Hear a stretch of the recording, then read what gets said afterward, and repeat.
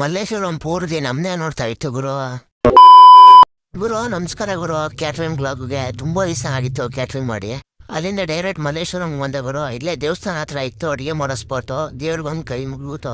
Items ಎಲ್ಲ already ರೆಡಿಯಾಗಿತ್ತು, pack ಆಗಿತ್ತು. ನಾನು ನಮ್ಮ ಫ್ರೆಂಡ್ಸ್ ಎಲ್ಲ ರೆಡಿಯಾಗಿ ಆಟೋಗೆಲ್ಲ ಲೋಡ್ ಮಾಡಬೇಕಾಯ್ತು. ಸರಿ ಅಂದ್ಬಿಟ್ಟು ಲೋಡ್ ಮಾಡಿ ಅಲ್ಲಿಂದ ಬೇರೆ ಸ್ಪಾಟ್ಗೆ ಹೋಗ್ಬೇಕಾಯ್ತು.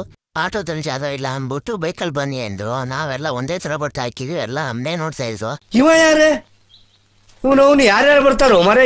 ನಾವು ನೋಡಿದ್ರೆ ನೋಡಿ ಕೆಲಸ ಮಾಡೋದೇ ಉಂಟಂತೆ. ಯಾವನ್ ನೋಡಿದ್ರೆ ನಮ್ಗೇನೋ ಅಂದ್ಬಿಟ್ಟು ಹಂಗೆ ಸೀತಾ ಹೋಯ್ತಾ ಆಯ್ತು.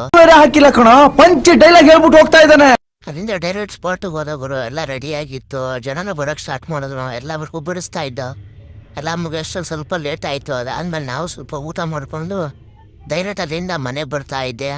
ಇಲ್ಲ ಹಂಗೆ ಮಜ್ಜಿಗೆ ಪಾನಕ ಕೊಡ್ತಾ ಇರೋ ಸ್ವಲ್ಪ ಹಂಗೆ ತೊಗೊಂಡು ಮನೆಗೆ ಬಂದರೆ ಬಿರಿಯಾನಿ ಮಾಡಿದ್ದು ಅಮ್ಮ. ಬಿರಿಯಾನಿ ಮತ್ತು ಚಿಕನ್ ಫ್ರೈ ಮಾಡಿತ್ತು. ಅಯ್ಯೋ ಇನ್ನೇನು ಮಾಡೋದು ಅಂದ್ಬಿಟ್ಟು ಸ್ವರ್ಟಾಗಿ ಬ್ಯಾಟಿಂಗ್ ಮಾಡೋದು. ಅಯ್ಯೋ ನೀನೇನು ಬಕಾಸುರನ ವಂಶನೇನೆಯ? ಓಯ್ ಬಕಾಸುರನ ವಂಶದವನಾಗಿದ್ರೆ ನಿನ್ನನ್ನ ತಿನ್ಬಿಡ್ತಾ ಇದ್ದೆ.